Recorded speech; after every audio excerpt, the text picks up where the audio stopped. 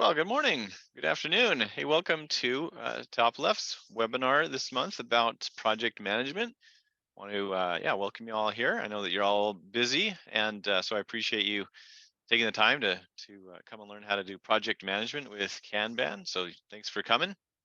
Um, I just today we're going to talk about how to take back control of your project work, specifically using Kanban, and then using TopLeft as a Kanban solution for ConnectWise and Autotask. And now, if this is your first time at a TopLeft webinar, you might not be aware that TopLeft is actually an MSP.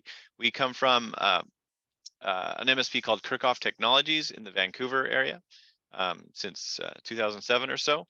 And so what we're going to give you is a framework here for a simple way of managing projects that we've learned to, as we do this ourselves. And so I'll show you some of those techniques. When I'm done showing you those techniques with Kanban, if you want to stick around, I will show you the software that we have built and we use ourselves to make all of this management stuff much faster, and give you a couple of extra things that can help with that. So do stick around to the end, and I'll have a special offer to help you get started. Just let's do a little tech check here. Could you go to the chat section of the webinar and share a little bit about your name and your company and where you come from? So yeah, if you could all go and type that in the chat section there, and then I'll know that you're all able to hear me. And yeah, go post that. I'm interested to see who is here. It's fun to see that. While you're doing that, I'll introduce myself a little bit more. My name is Matt Fox. I go by product manager around here, and that means that I am concerned for making sure that the product that we offer is really useful at solving real problems that we hear about from our customers, and is just a joy to use. And I've been with the company since about 2010 with Kerkhoff Tech, the MSP, and some associated companies, and TopLeft now. Yeah, since 2010, spent the last 10 years involved in agile project management in a whole variety of contexts like software development, DevOps, some sales, marketing, customer success, a whole variety of things. And of course, at TopLeft, I've talked to hundreds of MSPs who struggle with projects, and so I can truthfully say I've seen the good and the bad and the ugly in terms of MSP projects. So we're going to be teaching you here what we've learned from a little bit of study and a lot of practice here at Kerkhoff Tech. So if you just dropped in, go find the chat section there and tell me your name and your company and where you're from. I'd love to hear that. So welcome Daniel from IT Team Consulting in Sydney, Steve from Taba in Australia too. Hey, welcome Steve. Curtis from Crafty Penguins. That's actually a second MSP that's associated with our MSP. They do like Linux consulting. So welcome, Curtis. And Steve from Fulcrum Group in Dallas-Fort Worth, Texas. David, also David. And Courtney. Hey, welcome, Courtney from BitWizards. Good to have you all here. Glad you're here. Okay, so let me explain a little bit more. So this is Kerkhoff Technologies. This was us as recent as, I think, August, September. So our situation there at Kerkhoff Tech some time ago was that we were bad at project management. We were pretty bad. We had way too many tickets that were started but not finished. In fact, I think we had about 400 open tickets with only 10 technicians. Our projects, they didn't progress. We didn't know what was close to being complete. Customers felt neglected, and engineers were working slow because we were using ConnectWise, and that it's kind of slow and unfriendly. But we did have all the good data. The PSAs, ConnectWise and Autotask, are pretty decent at collecting the data. In terms of summaries and descriptions and notes and what time entries have been put on it. But despite all that, the project modules leave a lot to be desired in terms of helping you manage the projects. And we hear the exact same things from Autotask users. It's pretty much the same in that case. Why don't you go find that chat section again in Zoom and tell me, what is your biggest problem with project management? I want to hear if there's something that's common, or if everybody has kind of their own uh, things that they struggle with. Everyone is unique, or are there some sort of common problems that we see recur from in a lot of MSPs? So go ahead and find that section there and type in what, just a couple of words.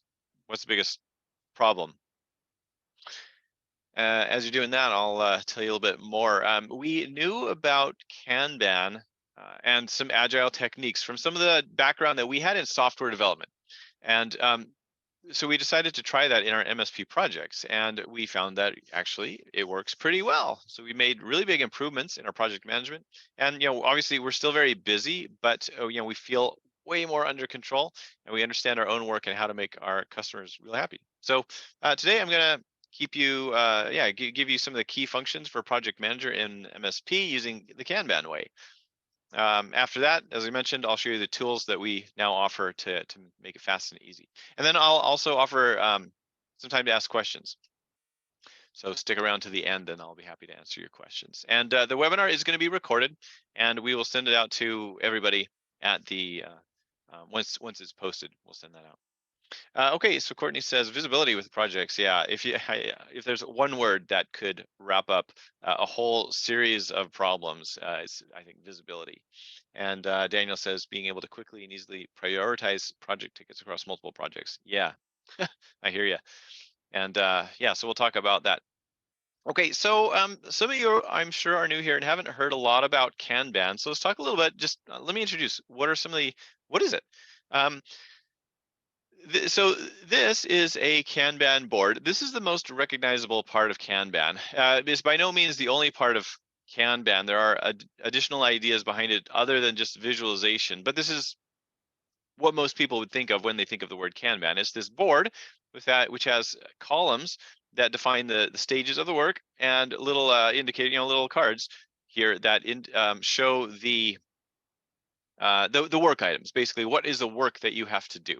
And so this one's laid out, things that need to do, meaning they haven't started yet, things that we're doing right now, and things that are done. So even just some simple little example like this is, yeah, you can probably already start to see how it helps you understand some of those, what's going on in your work compared to some of the reports that you can get out of your PSA.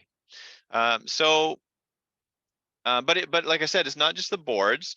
It actually goes way back to Japan. Like Toyota automobile manufacturing in the 1940s is where it really began to take shape. It's a set of ideas that have to do with like efficiency and reducing waste. We think a lot about waste and how we can eliminate that, and then representing the work visually. In fact, Kanban, I think actually, if you're Japanese, I'm told the proper way to say it is Kanban, but I don't do that. The kan means visual, and the ban means card, so that's where that name comes from. It's all about managing the work and not the workers directly, right? So if you are familiar with calendar scheduling, how you put all the technicians' work onto a calendar, try to fill up their calendar 99% full every day. That's measuring. That's controlling the workers. Whereas with Kanban, it shifts that. We don't concern ourselves directly with what the workers are doing all day long. We concern ourselves with the work itself. And that's one of the things that helps us to actually keep things moving forward better. And it's more directly related to what the customer is concerned about, right? The customer, your customers, are not so concerned with what are the individual technicians doing all day long. They just wonder, where's my ticket, right? So the closer that we can get to what the customer is concerned about, the better we will satisfy them, and they'll be happier. Kanban has been really widely adopted, first in manufacturing and then in software development. It's been around for a very long time. And now it's just, in the last number of years, it started to really take off and be used in a whole variety of industries, including the MSP industry. And so yeah, a lot of MSPs are having a lot of success with this, using some of these techniques that I'm going to show you about. And the reason is here's just a summary of some of the benefits. You can see your work in progress. WIP is work in progress. It's a key thing, so we have that as an acronym there. And limit the work in progress, because actually work in progress is a harmful thing, we want to avoid it as much as possible. Kanban lets us be more responsive to our customers. It lets us stop work from falling through the cracks because all the work is always in front of us. We're not going to forget about it as easily. It can improve the flow of work by identifying bottlenecks in your workflows and then being able to address them. It helps you stop feeling overwhelmed because work is just flowing more smoothly, and it helps you communicate more clearly with your team. And another reason that we like Kanban is because it's all about making small changes, right? It's not actually the sort of thing where you got to go to a big seminar, you got to learn from a big textbook and then throw out everything you're doing in your company and replace it with something. It's not that at all. It's about adopting it with small and manageable changes. Like, for example, the first thing that a lot of people do is just visualize their work. They don't even change anything about how they work. They just visualize their work on a board using whatever methods they're using now. And just that is sometimes a big improvement on its own. And once you can visualize it, then you can start changing some of how you work to gain more small efficiency benefits. Anyway, so that's some of the things we like about Kanban. What we're going to talk about here is um, stuff that's very specific to the MSP industry. Certainly, there's a ton of material that you can find if you want to read about Kanban and agile techniques. There's no end of material that you can read, but a lot of the material that you find will not at all be specific to the MSP industry, and so that's what we're doing here. Is giving you the specific steps that you can take day by day and week by week to keep do your projects well, keep everybody happy, your clients, your engineering teams, the sales department, your boss, and keep yourself happy too. So that's what we're going to do. So let's hop in now. Oh, someone else said, Chris said another problem was he said thumbs up for visibility. Yeah, absolutely. Status meetings are difficult when just looking at ConnectWise. Yeah, absolutely. ConnectWise is not about visibility. It's just about give you a report and make you figure out what that report means, for sure. Yeah. Okay. So I'm going to present you now with the Project Productivity Planner. Okay, this is a cycle that we've made that is the key steps to running a good simple framework for managing projects in an MSP. Okay, so this is a cycle. You do this over and over. You identify projects. We need an inventory of the projects that we're working on if we're going to do this. Okay, we need to break down the work. It means think about what are the specific things that we need to do for that project, and let's put them in reasonable size pieces. Following that, we estimate the work that we just broke down. Then we assign it to an engineer. Then we monitor it, and then we restart the cycle. Now, the frequency that we do this cycle kind of,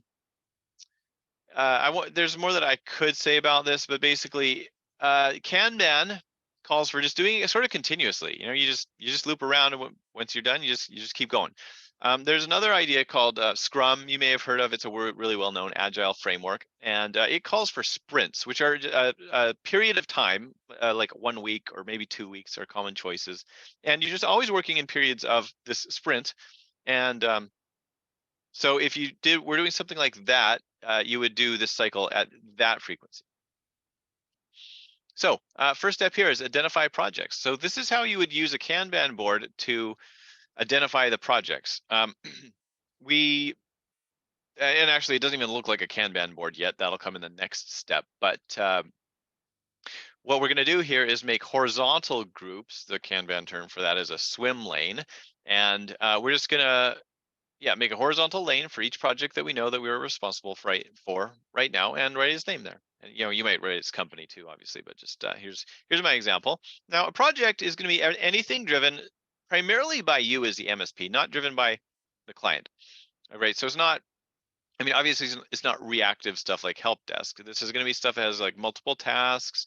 You may have more than one engineer working on it, and ideally, like the customer has signed a contract to agree to the scope of what's going to be delivered, and they have some sort of an idea when you're going to start it, things like that. Also, you do need to include internal projects.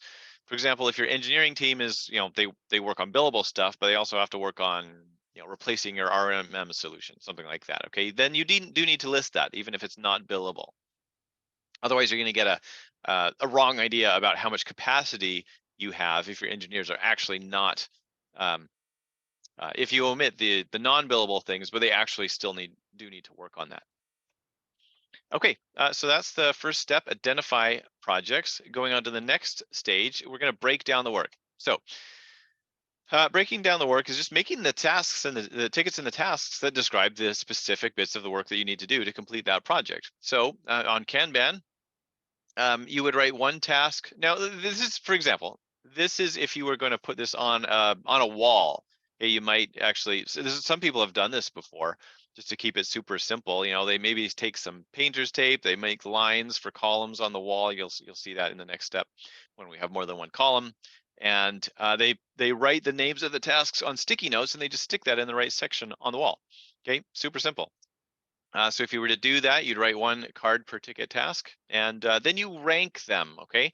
So once you have your list of things to do, you put them in the right order. That would be, 1, 2, 3, 4, 5 in this example here, 1, 2, 3, 4. And the ordering is significant. It is, it's meaningful in that the first thing that you're going to have to do for this project is the first thing that's ranked there in the list.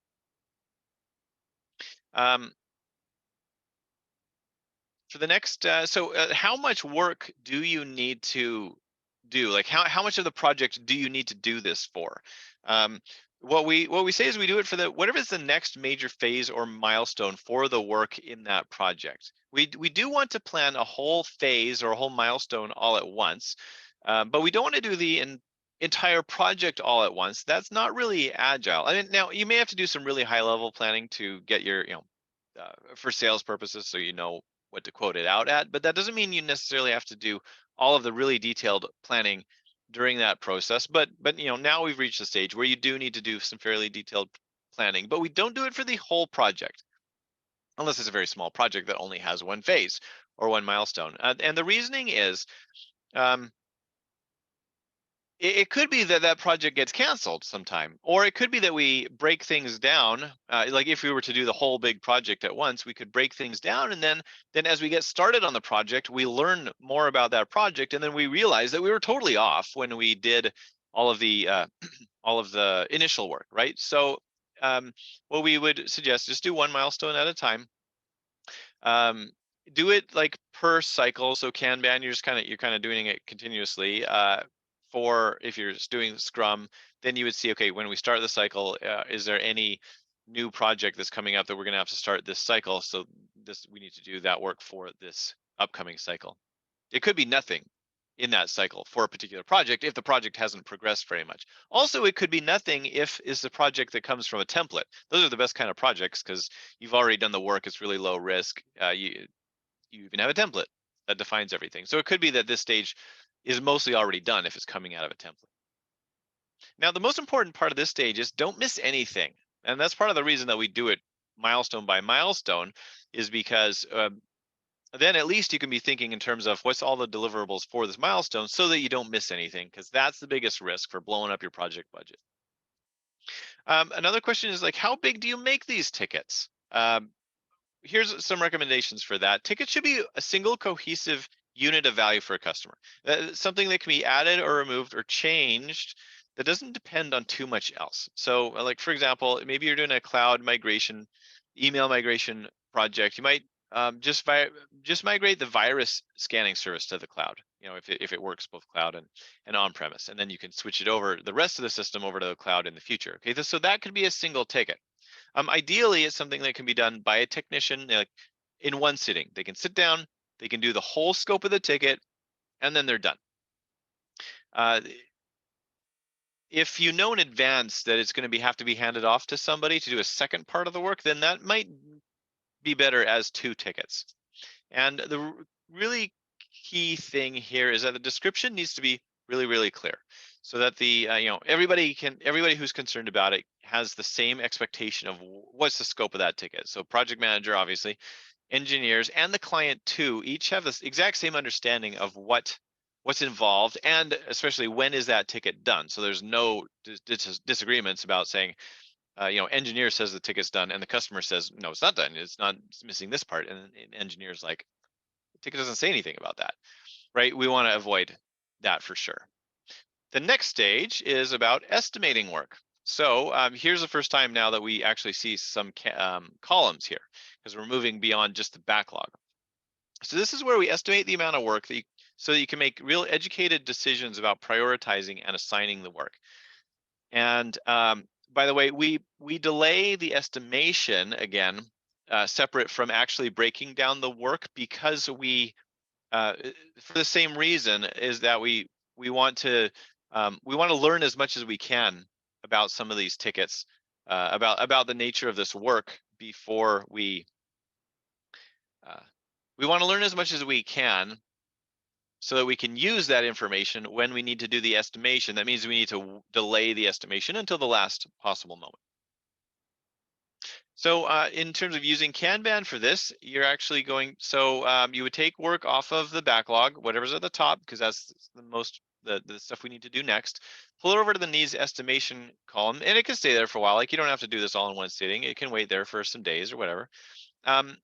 Then when you have time to do this, or it could be that you need to ask an engineer to do the estimation. It's a good practice to involve the people who are actually going to do the work to do the estimation.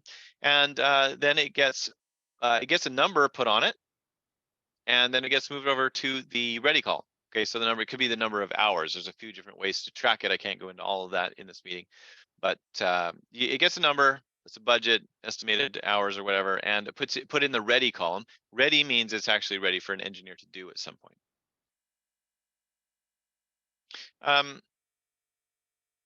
Yeah, okay, so that's the stage for estimation. And then we assign the work. So that's the trigger to make the work actually get done. So this means it gets into a queue where somebody is actually going to work on this ticket. It doesn't say exactly when they're going to work on it. It could be today, it could be tomorrow, it could be next week.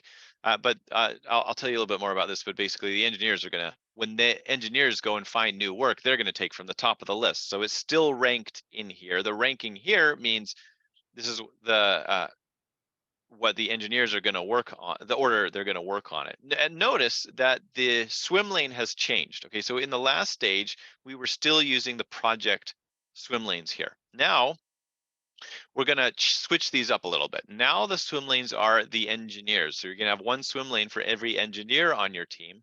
And then you take it, if supposing it's sticky notes on a wall, you take that card off the wall, you bring it over to the section where you have your engineer swim lanes, you stick it there in, assign it to the right person, and you rank them. Okay, so still the ordering is always significant here.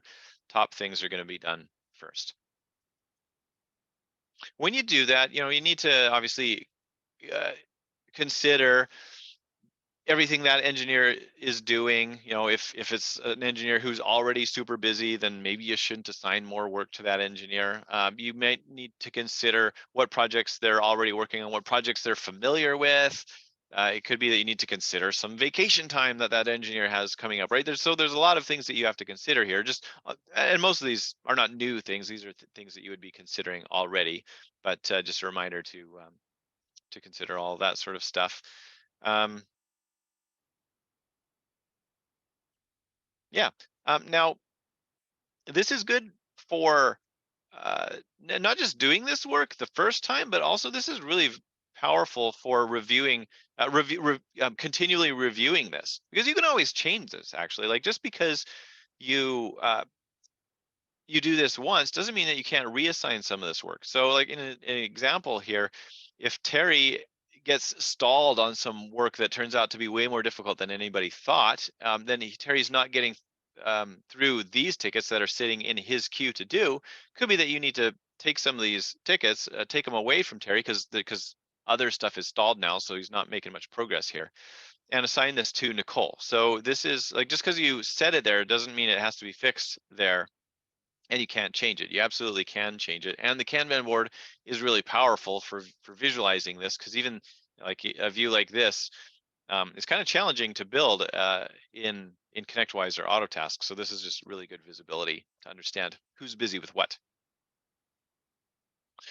Finally, the last stage is where we monitor that work. And this is where we kind of get into the real stages where um, these columns reflect how the engineers are working on things. So we would have a few more columns on our Kanban board here ready. So that's where the tickets are waiting for, basically each queue for the individual engineers. We have a column here for scheduled work.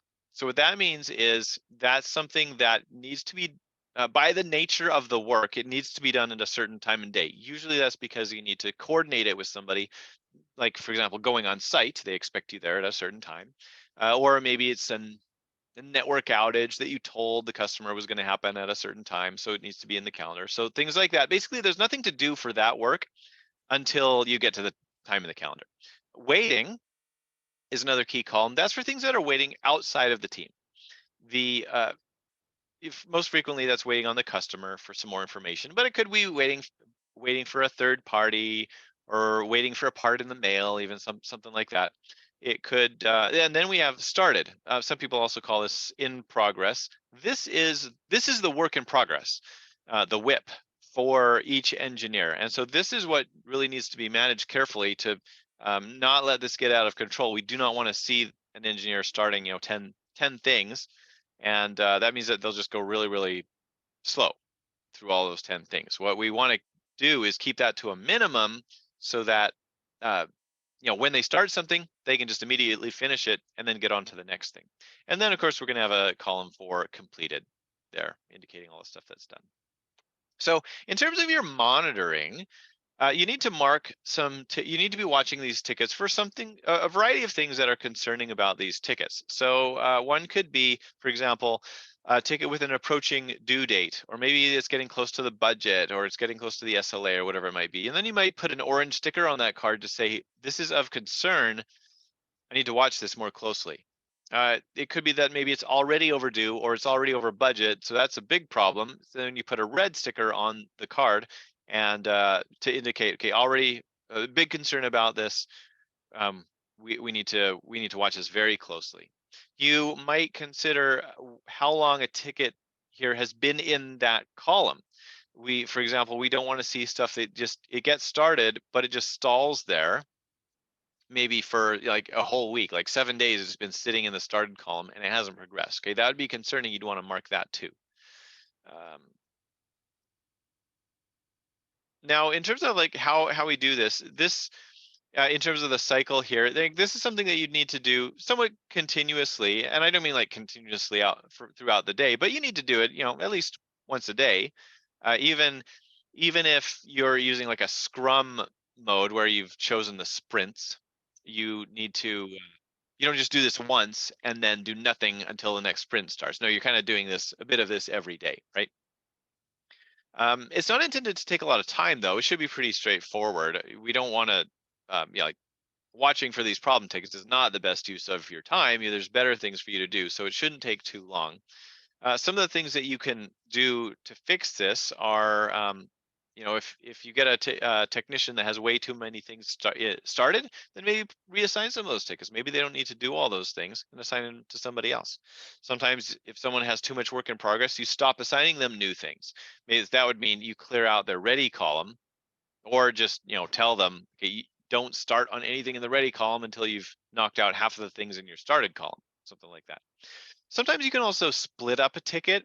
So sometimes, especially if a ticket turns out to be way bigger than you thought, then it could be that you've completed maybe 80% of the work on that ticket, and there's still 20% left to do, but you know that the bit that you've completed, that 80% that you've completed, is still something valuable to the customer. And if you deliver that 80%, even though it's not everything, your customer will still be happy with that.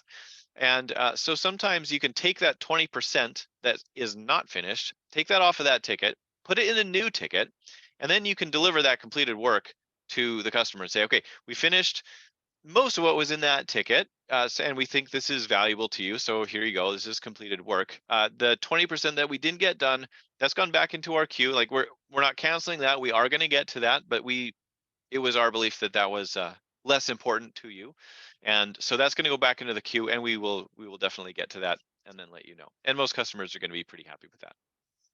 Sometimes also you just need to cancel the work, right? if it's waiting too long, maybe you're waiting on the customer and they just don't get back to you. Well, I mean, you can't wait forever, so maybe you just got to cancel that. Sometimes the business case no longer exists. Maybe they cancel the project. That can happen too. So now I want to say one last thing about the scheduled column. We don't put work like I mentioned. This is work that is in the calendar. We don't put work into the calendar just for the sake of making sure that it gets done. That yeah, we have a name for that. We call that Tetris scheduling, where you got to kind of estimate the size of the work, the size of that ticket, and then find just the right slot in a calendar to put that in, like hope it fits, and like hope that all those things fit around it just right. So that's why we call it Tetris scheduling. And it's really ineffective. It's a lot of work and it's very inflexible, meaning if one little thing changes and someone doesn't get to that work, or it takes longer than you expected, it just destroys everything after it, and it ends up being more work to go and fix that after any one little thing happens. So that's what Kanban is meant to solve. So things don't go. It's actually a minority of the work that ever ends up in the scheduled column. Most tickets never end up in the scheduled column. Only a small number of them do. Okay, that brings us, oh yeah, so that's what I talked about. The engineers, let's talk a little bit about how the engineers work now. So notice here, this line indicates the way that the work goes. Okay, so the work goes from, we see the tickets going from left to right on the board. That indicates that they're nearing completion until they're finally done there. Now, this red line here, that indicates how the engineers work. Okay, so they don't have to worry about the completed column here. That's stuff that's done already. But when they're looking for new work to do, they work from the opposite direction that the work goes. The workers go right to left. And the reason is that the workers should be focusing on finishing the things that they've already started. So that means, and where do you find the things that are closest to being done? Well, on the right side of the board in the started column. So that's why, for example, if Alice was looking, she comes in the morning, she looks for new work to do. Well, she starts from the right side of the board, and she resumes working on whatever it is that she started on. Like she can't start new work over here from the ready column because she already has stuff in progress. Once she clears this out, then she can go to the top of the ready column and pull that over to started and work on that. Now, Bob here as an example, doesn't have anything started already. So he's free to go and pull something from the top of the ready column, pull it over to started, work on that until he's done. What an engineer also does for the scheduled work would be just keep your eye on the calendar too. Okay, so the engineers are keeping their eyes on their calendar throughout the day just to know when some of that scheduled work might happen. And for the waiting work, they just review that from time to time. They don't need to actually look through this thoroughly every time that they look for new work. They just want it maybe once a day, maybe twice a day. They look through that just to make sure that if they're waiting on a customer, has the customer responded to that ticket? Meaning it's unblocked. When when they do respond, then that is the next thing that they work on. They will take off one of those tickets before they go over to the ready column, because they're finding work from right to left. So if one of these tickets does come unblocked, then they prefer to take one of those, pull it over to started, and then finish it up before they go back to the ready column. We say more about this actually in a service delivery webinar, which we had last month, and we'll have it again soon in one of the months coming up. And we say more details about how the engineers work here. But this is a basic idea. Okay, so that basically is it. So this is the project productivity planner, and that cycle there where we identify the projects, we break them down into their separate work items, we estimate them, then we assign them, and then we monitor them while the engineers work. So that's basically it. If you do just those simple things, then that will give you pretty good results. So go ahead and if you could put in the chat, what was the biggest kind of aha moment? If there's anything like that. What's one biggest, or maybe think of it this way, what's one biggest thing that you can change today that will have the biggest impact for you? If it's too much to think about, I understand that. That is, for some of you, this is really new ways of thinking about that. Just type digesting it in the chat so that I can know that someone's going to be thinking about it, but it's a little too much to process right now. Okay. Yeah, I'd love to hear what you think about are the interesting things out of that. Um, so that is the method. Now, here are some results of what some people have done here. This is from an actual customer out of Australia. They were tracking some of the work that they had going on. Over a period of 3 weeks here, they had 43 assigned tickets. Within 3 weeks, they had gotten that down to 25 using some of these methods. And stalled tickets they were tracking where it went from 34 down to 17. So they cut that right in half in a period of 3 weeks using some of these methods. And you can do that too. And we are also offering, I want to make the offer here. If you liked what you heard, we actually have some training where we go even deeper into a lot of these things. We can offer 4 1-hour sessions for your whole team. That's what we call it, the Agile MSP training. It's $1,500 for customers, and really good value. We answer questions like these. Deeper project management stuff. So here's questions that we would answer there. More about the Kanban versus Scrum sprints with Scrum. We talk more about why you might choose one or the other. The 3 ticket fields you should not use when you're breaking down the work. We talk about some signs that a ticket was too big or too small. How do you know if, once it's been complete, are there indicators that maybe that ticket was too big or too small? The absolute max number of hours to budget on a ticket. You should never go over that. We tell you about that. We offer an easy way to guarantee that everyone understands the scope of a ticket. And we talk a little bit about an alternative way to budgeting in hours, such that it doesn't matter if a senior or a junior member actually does the work. So there is a method to that.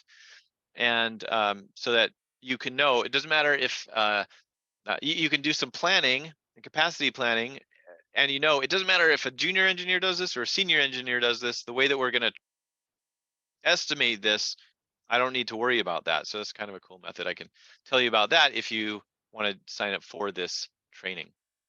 Okay, now in terms of all those things that I talked, it's still kind of hard to do in ConnectWise and Autotask. Like, as you know, these PSAs are really weak at showing you this. It's a lot of clicks in the project module.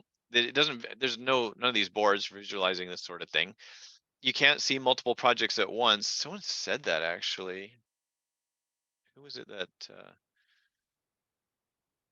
said that? Yeah, Daniel was saying that's a big challenge, prioritizing these tickets across multiple projects.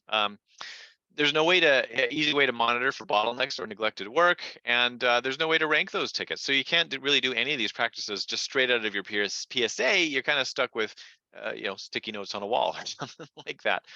Or you could use some third-party Kanban software. Like, certainly there's lots of good options, but then they're not integrated with ConnectWise or Autotask. So do you enter the data twice, or do you lose out on the integration, or what do you do? So that is why we built TopLeft.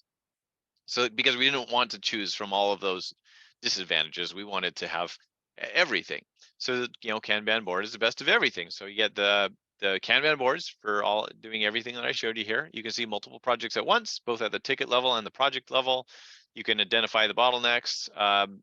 Everything comes straight out of your PSA. It's fully integrated, so you don't waste time entering data twice anywhere. Everyone on the work, everybody can see the work in the exact same way, so it's a great communications tool. You can rank the tickets, drag and drop, and it's just sometimes it's just faster to work that way because you can edit tickets, do assignments, time entry, and notes, and the whole 9 yards straight from TopLeft, which tends to be faster than ConnectWise or Autotask. So let me show you just a few things about this. This is a TopLeft Kanban board. So like I said, all the data there is synced from your PSA. We just need some API account credentials. The columns here are mapped to the statuses that you already have for the tickets in your PSA. You just have to set up how you want the columns, their names, and so on. You can drag and drop to change the columns, which changes the status of the ticket in your PSA. You drag and drop to set the ranking of the ticket. It's just easier to understand in a display like this. Everybody gets the same view, so it eliminates a lot of different sorts of miscommunications. And yeah, so this is the basic Kanban board.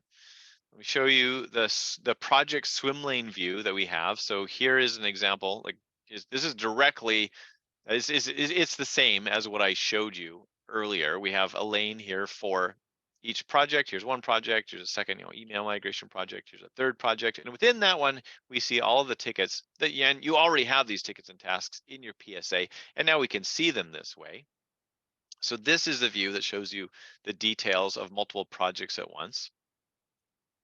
We can also look at the engineer swim lane. So here's, again, this is directly related to what I had shown you earlier using the data you already have. So we have a swim lane here. Actually, this is a swim lane for tickets that aren't assigned to anybody. We know that can happen sometimes. It can be a problem. And so this is good visibility and being able to fix that. And then we have swim lanes for a couple of engineers here. And so we can see who's busy with what. We can see who's got too much work in progress, who's got the overdue tickets, and so on. This is also a great view for a daily huddle, which you really should be doing. I think everybody should be doing this. Just a really brief meeting in the morning where your team gets together. Everybody just goes down swim lane by swim lane. People report on whatever is blocking them for the day. And that can be a really effective way to make sure that nobody stays blocked very long and just the work keeps moving forward. So very, very powerful view for that. There's a few other things that it can do. Here's a view of a uh, project swim lane board, but it's being filtered to show only the work for a single technician. So this is really powerful for a technician to see what work am I responsible for, including showing it by the projects. So very powerful for that. You can also do kind of the other way. This is looking at the member swim lane board, but it's filtered for just a single project. So this is what you would say if you're, as a project manager, I would say right now I'm concerned with a specific project, and I'm wondering who's doing the work on that project. So this is the sort of view that would answer that question. It helps you identify the neglected work. As an example here, this is a ticket that's been in progress too long, so it's giving it a big red highlight all automatically. This one is coming up on its due date, so it's highlighting it in an orange color to notify you, hey, pay attention. And so it does that all automatically. The engineers can see that too, right? When they're using TopLeft, so they can deal with it without your intervention. That's very nice as a project manager. Here's another view of the project portfolio. So these are not tickets anymore. These are actually representing all of our project tickets. Sorry, our projects. So it would show you your whole portfolio, and you can map out the workflow of your top level projects to understand what's going on in your whole portfolio at a time. Very useful. And some swim lanes for a board like that. An example of a date-based swim lane is looking at when is the swim lanes are by the estimated start date, or by the week of the estimated start date. So it shows you all of the projects that should be starting on this particular week. They're already in progress, so that's good. Here's some projects that are starting the week after or a couple weeks later, and so it just helps us understand, make sure that the projects that should be starting soon we're actually planning so that we're able to do that. Same thing with the project boards. We can identify some exceptions like projects that are over budget, or they're coming up on their estimated start date. I would highlight that for you. And you can also drill in from a view like this, you can drill in to actually see the tickets that make up that project. So with just one click. Here's another new thing that we've added. So this is totally separate now. This is not really related to the project management that I've been discussing before, but I think it is a useful thing that you'll want to know about. We know that certain customers have told us over and over that they have problems communicating with their customers about their projects. So, and it would be really useful if a customer could just have access directly to the Kanban boards to get their own updates whenever they want about what's going on with their projects. And we can do that now. We call it the client portal. And this is just the form to configure it because there's not much to show. It's the same look as what I've already showed you. And so we can offer a way for your customers to log in, get their own view of the Kanban board so they don't have to bug you, what's going on with this project, what's going on with this ticket or whatever. And they can also see the things that are waiting on them. So that's powerful when you can have a column that says, okay, these are the tickets that are waiting on you, the customer, and then they have no excuse for not knowing that. Okay, some quotes here, because I don't want you to have to kind of just take my word for it. Here, these are all things that customers have said. So, for example, like Scott from Computer Integration Technologies, the big aha moment was when I could click on the magnifying glass on a project to drill into the tickets for the project. Oh my gosh. Matthew Kaufman said, it's weird that this is, I love this one. It's weird that this is the exact same data in a new visual form, but suddenly everybody knows which tickets should have been closed when they just didn't with ConnectWise.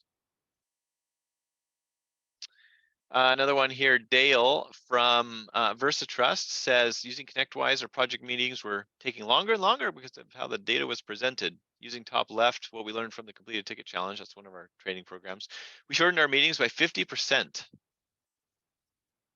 It's not bad. Now we can easily find the problem tickets and make sure the critical tickets are moving forward. Yeah, absolutely.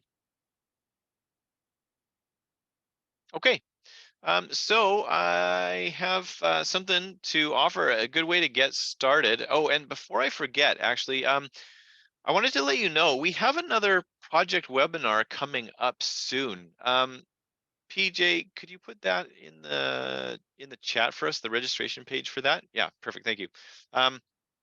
This is not our only project webinar that we're having around this time. In early December, on the 8th, I think, we're having a webinar with Wim, our CEO, and a partner of ours. He's a well-known ConnectWise consultant, Bill Black from Focus Planet.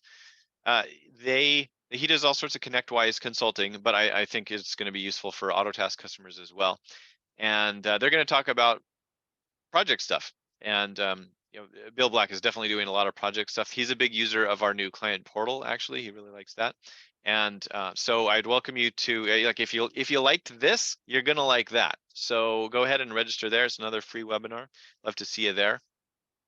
And for getting you started now, I want to let you know some of these training programs that we have. So we have what we call the concierge onboarding is one way we have to help you get started. That's a 1-hour call to set up the first Kanban boards.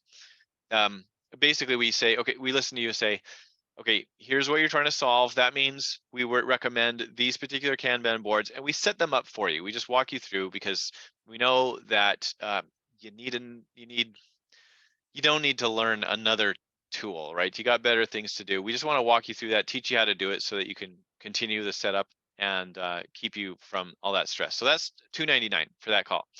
We also do the completed ticket challenge. So that is a 3-week boot camp for all about finishing work before starting new work. So it's some of the topics that I've talked about today, but it is we actually take you through day by day and say, like, today your specific task to work towards this is whatever it might be, right? So you don't have to do any thinking. You just got to follow the instructions. By the end of 3 weeks, you will be finishing work before you start new work. And that one is so it's 3 weeks long. 4 days of the week, you get some the specific tips in your inbox with video training, and then you're invited to the weekly call with other MSPs in the program at the time, just as a community call to ask questions and give feedback and whatnot. Really good for managers. So that's $399. Now, to say thank you for staying with us here this long, I have a way to make that a little bit better. What I want to do is actually give you both of those programs for $299. So that's basically you pay for the concierge onboarding and you get the completed ticket challenge for free. So you're going to save $399. So to claim that, you're going to go to our website here at topleft.team/topleft-trial, and you're going to use this code projects2211, and that's until December 9th. That's available until December 9th. So actually, that was a big mouthful. So I'm just going to actually show you here if I can. So what you're going to do is go to topleft.team/topleft-trial. You're going to click your PSA. And then this is the one that you're going to pick. You're going to pick the one down on the bottom right corner here. It's CTC Completed Ticket Challenge Trial with the concierge onboarding. That's the big package. Click there. And the code you're going to use here, you're going to click apply coupon, and your code is projects 2211.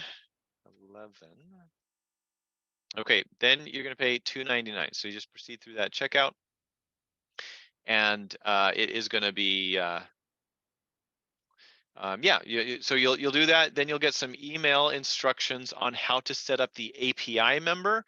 So you just go through, follow those instructions step by step, and it tells you how to submit those API credentials to us, and then we will set up your application, and we'll get that stuff scheduled up for you. And that'll actually be a 4-week trial for you. So you'll have unlimited licenses in the software for a period of 4 weeks. Now, normally the trial is 2 weeks, right? If you don't do this, the trial is only 2 weeks long. But because the completed ticket challenge is 3 weeks of content, we make the trial 4 weeks. So you that's what you will still pay some. It's not totally free, right? But it's tremendous value, and in the software you get unlimited licenses for 4 weeks. So that's the trial.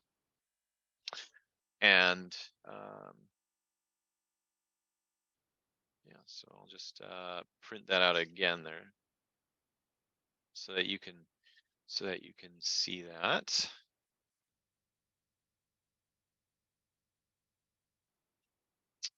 Circle these here so you don't miss that.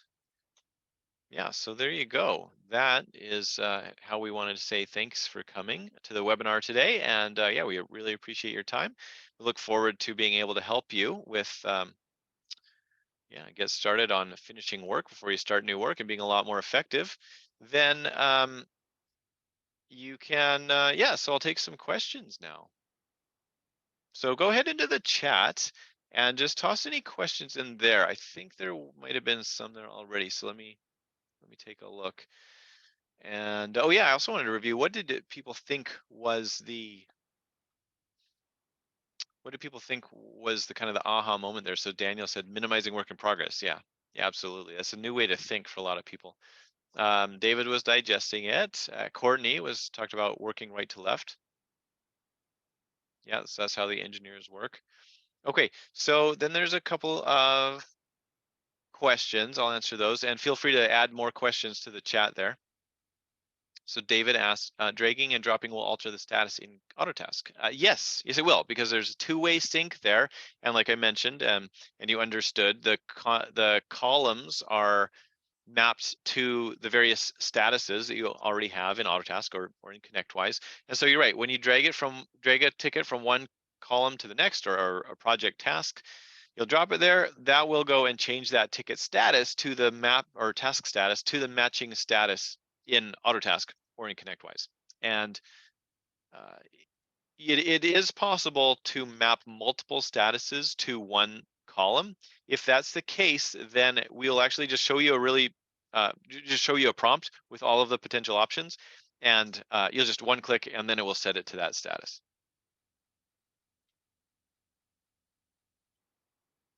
Steve had a question here. When you say projects, does that mean all tickets and projects, or does it require firms to enter all work using a project type?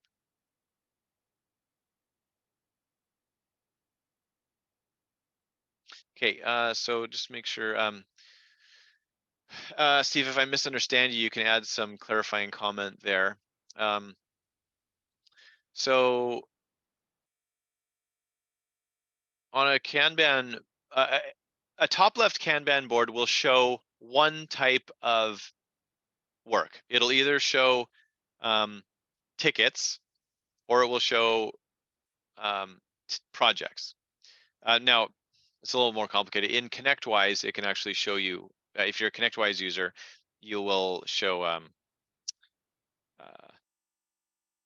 service tickets and project tickets together. So you can do that. If you're in Autotask, unfortunately, it doesn't yet support that. So you're going to either have service tickets in one board or project tasks in another board. You can't yet show them together. And then a separate type of board would be showing your projects.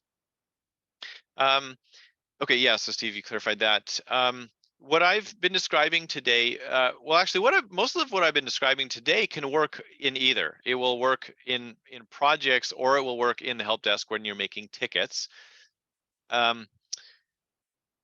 If you want to see some of those views like I like I showed you, where there's the project swim lane, where you have one project and all its tickets, and then another project and all its tickets, and so on. You will need to use the project functionality for that, because if you just use the service ticket functionality, then you can still get uh, the Kanban boards, but it will have no way to know, like, how do we know that two service tickets are part of the same project?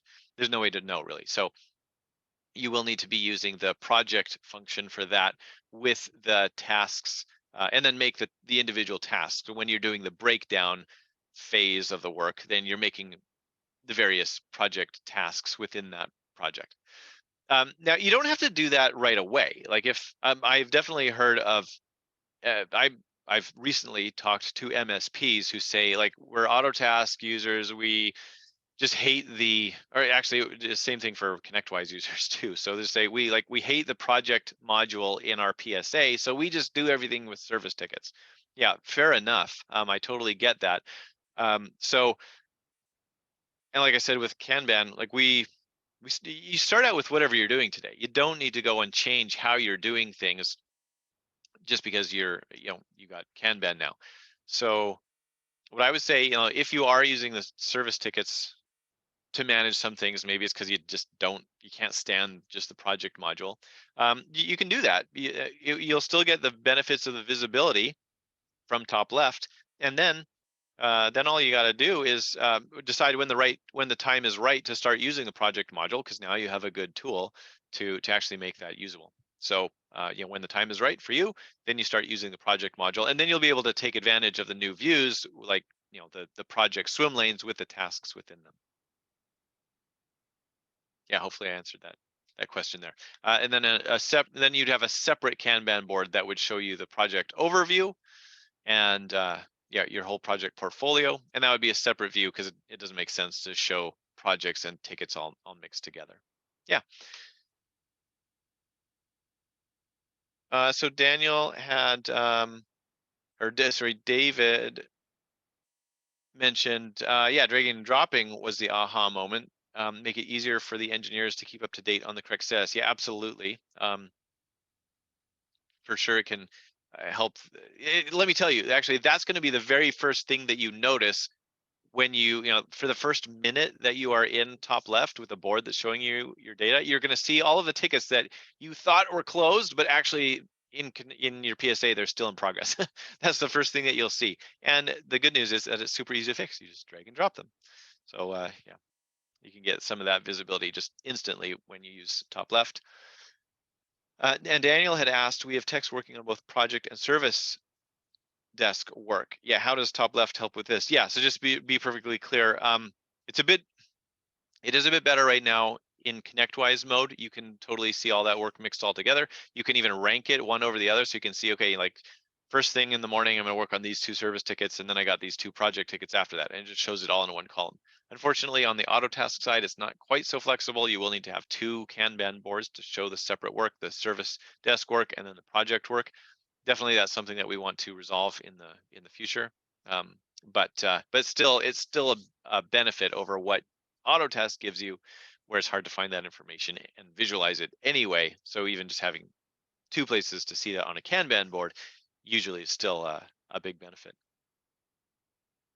Okay, well, I don't see any more questions right now. I'll just wait just very briefly and see if anybody puts in any last questions there while I'm waiting to see if there's any more questions. Yeah, just look, and PJ's put the link there for the registration for that project webinar coming up on the 8th. So we'd love to see you there. If you can't come, send your colleagues. There could be someone else there who can get some real value out of that. And even if you can't come, if you think that's useful, register, because we'll send out the recording to everybody who registers, whether they're there or not. Okay, well, not seeing any other questions. So we'll shut this down. I thank you again for your time. Really appreciate it, and I wish you the great rest of your Tuesday or Wednesday if you're one of our Australian customers. Really appreciate it. You have a great day.